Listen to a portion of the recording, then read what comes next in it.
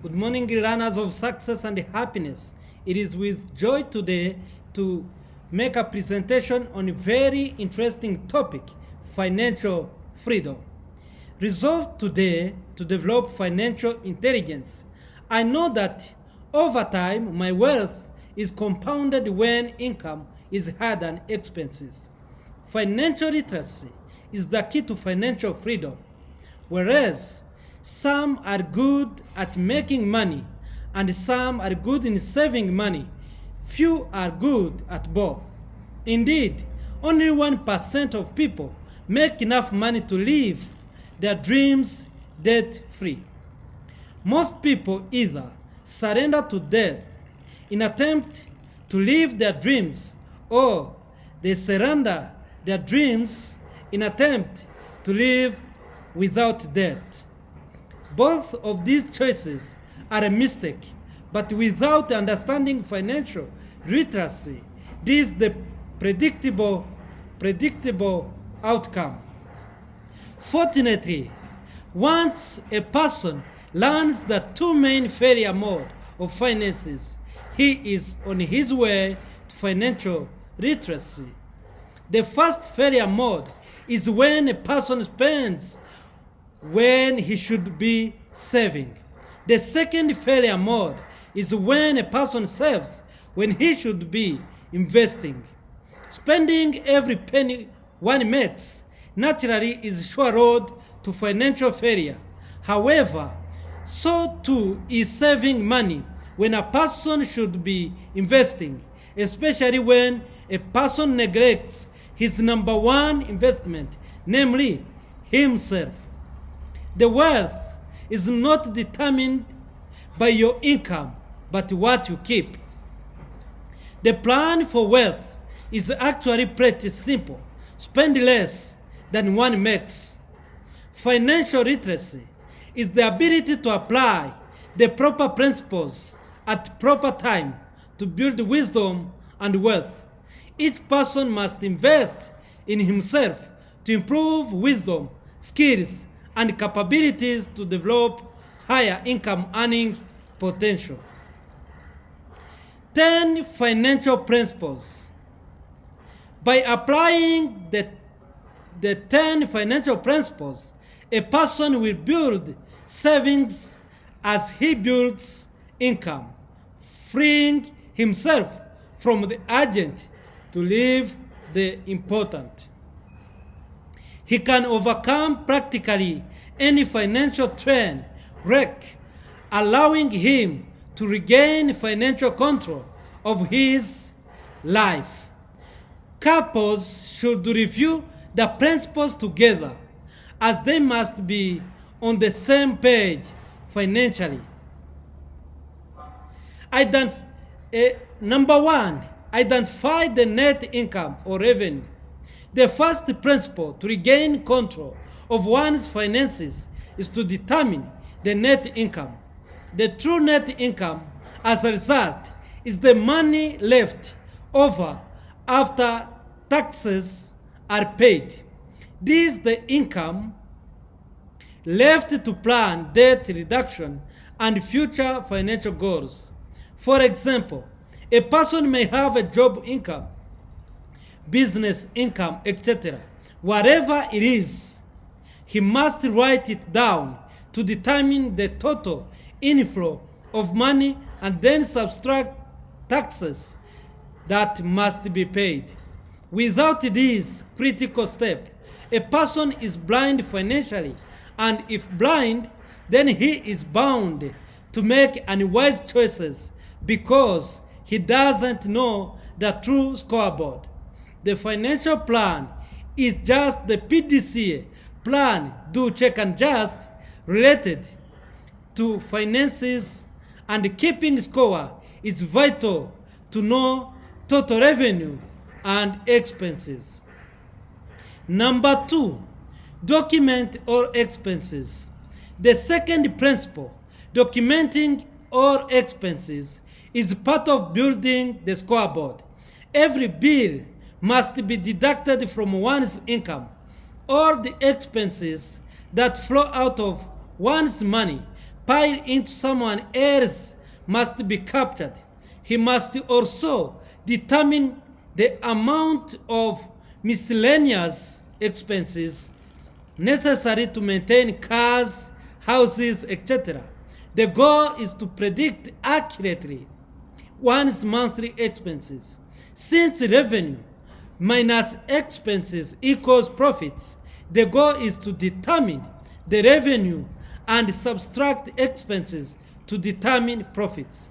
Disastrously, many people discover they lack profits and merely work to pay bills monthly while falling further and further behind. If needed, start a cash allowance for the family to avoid spending money frivolously. This improves the ability to budget and reduces wasteful spending. Of course, many people don't like budgeting because it reminds them they are not free. In reality, however, everyone is on budget. The only question is it self-imposed or other-imposed?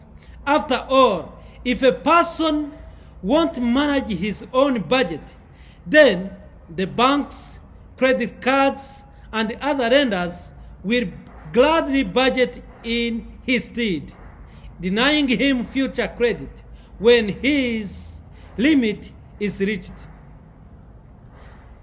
Number 3, set financial goal.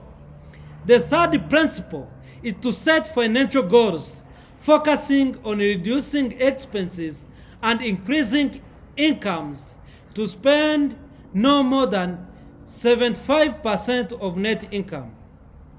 To be sure, it takes time to achieve this goal, but the sooner one starts, the sooner one arrives.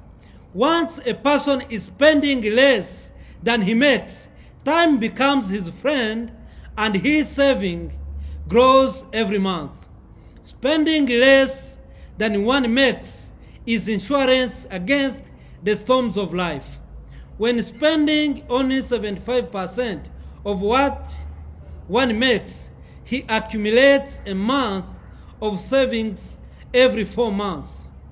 Be that as it may, a person only achieves this by saying no to some immediate purchases, by staying focused upon his long-term plan. Indeed, when a person takes control of his finances, many will think he has gone mad. They will watch his reductions in lifestyle and think he is going to backward when in reality he is finally moving ahead by severing the chains of debt holding him in financial bondage. People who don't save are like people who waited to dig a well until they were thirsty. Way too late. Quit trying to look wealthy and instead be wealthy. As a result of following these principles, one's income will increase and one's expenses decrease as debt is destroyed. Eventually, by owning all assets, a person can live on even less than 75% and build true freedom in an age of debt slavery. Never finance anything that depreciates. Number 4. The fourth principle, one that radically changes a person's financial position, is to stop financing things that depreciate. People believe they can afford mortgage because they can afford the payments, but in reality, if they have to finance it, they cannot afford it. Paying interest on items that depreciate is the classic financial double whammy. After all, a person has to pay interest on the borrowed money and also pay the lost value of the depreciating asset. Imagine an asset losing half of its value while the person pays nearly double the original price in debt service. Needless to say, this is financial suicide. Orrin Woodward once said, "I once was asked how I learned about finances. I answered, mathematics. Finances are mathematics applied to life. And when I saw how fast the compound interest worked against a person, I vowed to have compound interest work for me, not against me." No less an authority that Albert Einstein, after studying compound interest, said, "Compound interest is the eighth wonder of the world." Thus, if a person must purchase a house or a car on credit, it is wise to lower the amount borrowed and duration of the loan. Remember, the banks are not coaching the house buyer on what's best for his purpose, but on what makes the highest profits for them. Another deadly financial trap is the lease car option. The person who created the car lease was a financial genius, for he convinced the consumer not to own the car, but instead just to pay interest and depreciation costs along with manufacturer profits for lease cars.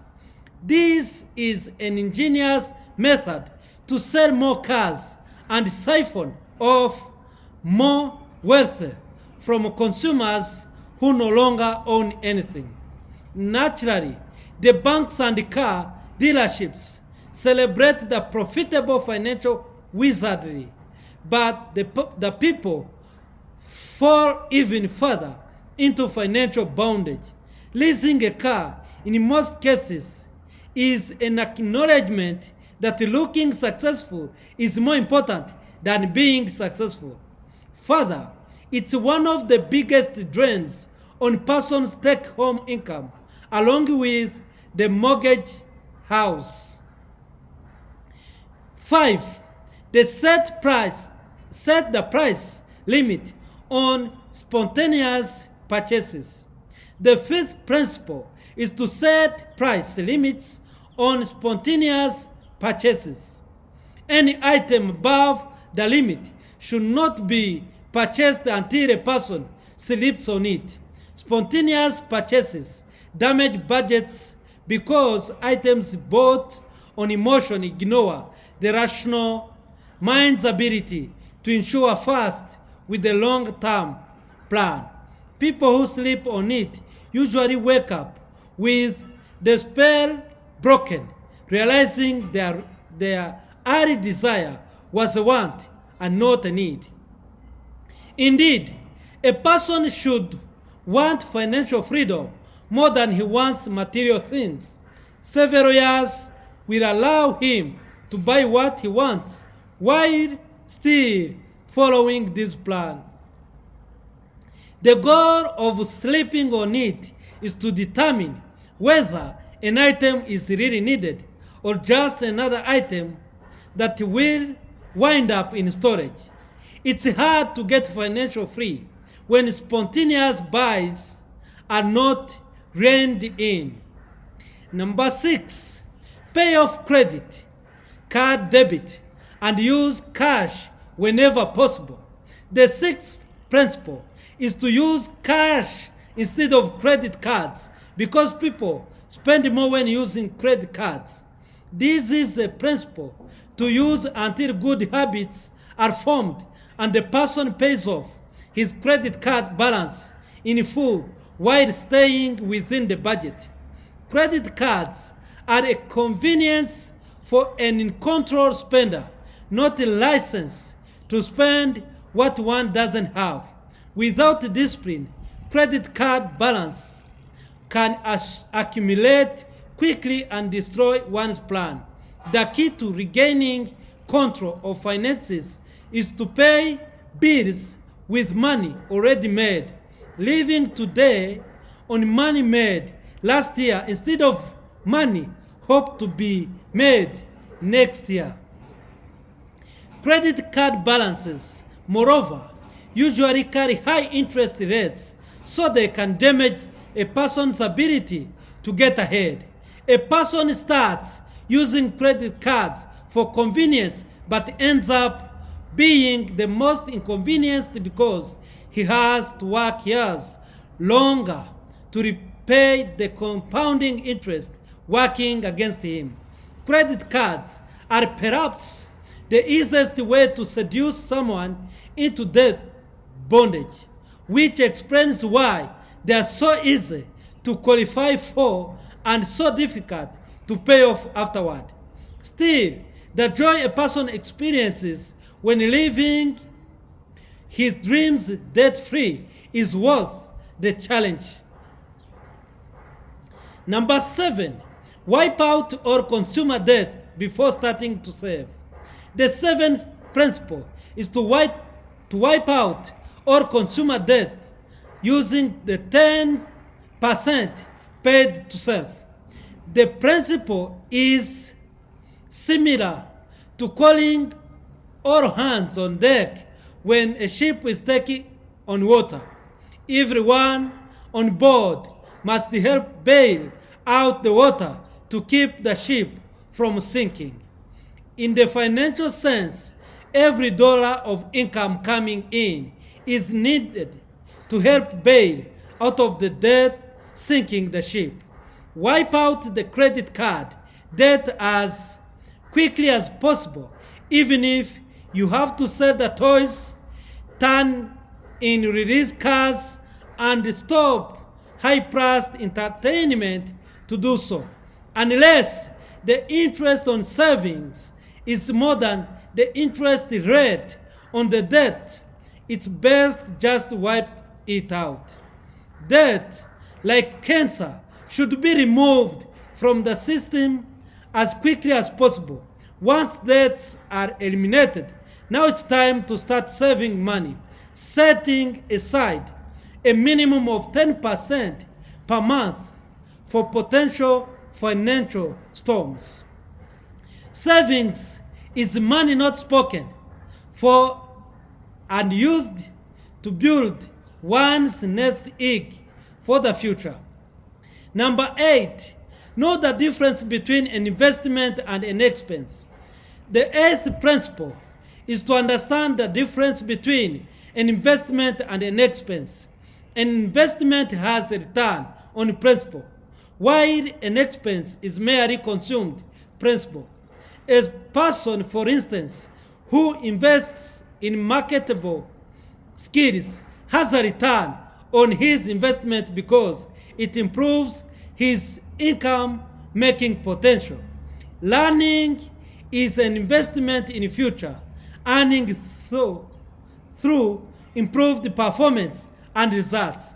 As Ben Franklin once said, an investment in knowledge always pays the best interest, so invest in yourself. Therefore, whereas expenses should be cut, personal investment should increase. The humorous anecdote: due to the recent cost-cutting measures, the light at the end of tunnel will be shut off until the further notice, drives home the point to continue investing in light even when times are tough, because it's difficult to accomplish much when groping into the darkness. Great companies practice this, for even when cutting expenses, they still invest in leadership development. An individual must do similar to achieve uncommon financial success.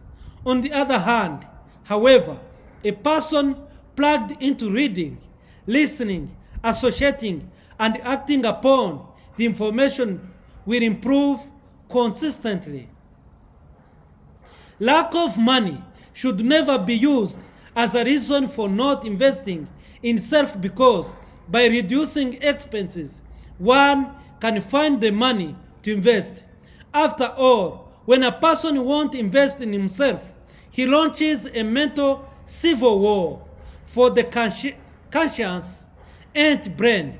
Instead, studying the subconscious elephant brain, it isn't worth the investment. Moreover, an investment has a return, while expenses don't. Still, most people think they are saving money when they are actually shutting off the personal development needed to improve their income earning potential. Remember, no economic downturn can rob a person of his improved leadership abilities, communication skills, and positive attitudes. Number 9, focus on quality of life and peace of mind. The 9th principle is to focus on quality of life and peace of mind after becoming wealthy. Too many people spend their time seeking to increase wealth, leaving their families, friends, and internal peace in chaos. John Rockefeller, for example, was one of the wealthiest people in the world, but he lost money in nearly every investment outside his own business. He knew how to make money in his business and lose millions investing in others' businesses. Worse yet, however, were the hours lost and stress gained from worrying about the lost principal from investments he didn't need to make. A simple principle to remember: it's easier to convince others of one business acumen, that is, to be a successful business person. Why lose time and money investing in a business you don't know for money you don't need, which only deflects you from your true purpose? A person should never invest more money in someone else's business than he can afford to lose without any stress. Otherwise, he is setting himself up to lose his money and the quality of life. Still, magnate Andrew Carnegie said best: put all your eggs in one basket and protect the basket. Whereas many people talk about diversification, Carnegie instead talked about focus. One can be good at nearly one business, but he cannot be good at all businesses. The key is to follow your purpose into areas that cultivate your passions, potential, and profits. Only then can you make money pursuing what you love and true recipe for quality of life. Number 10, be a blessing to others. The 10th principle is: when one becomes wealthy, he should be a blessing to others. Very good. A person should give to causes, charities, and organizations that he believes in, providing others who are less fortunate the opportunity to move ahead. Money will eventually pass to others anyway, so use wealth to bless those truly in need. The goal is to get net worth by hoarding wealth, but to increase net change by saving others. Hoarding wealth is not the goal. Developing a giving spirit is. How has the world changed? Because you have lived and strive for excellence. Money is just a tool to help people invest in themselves and others, leading to change and growth. True giving, instead of creating generational dependence, inspires people to change and accept personal responsibility. Hands ups, not handouts. Although Someone cannot make someone a hungry student. One can make searching until he finds someone with hunger to grow and change. Help this person fulfill this purpose by investing the time and money necessary.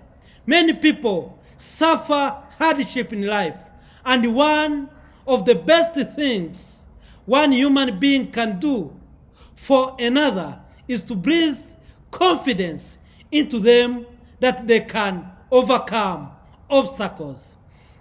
It has been said that many can live for 40 days without food, 4 days without water, 4 minutes without air, but no 4 seconds without hope. Leaders are responsible for providing hope to others, first by setting examples, and second by blessing others when they are blessed. May God bless you.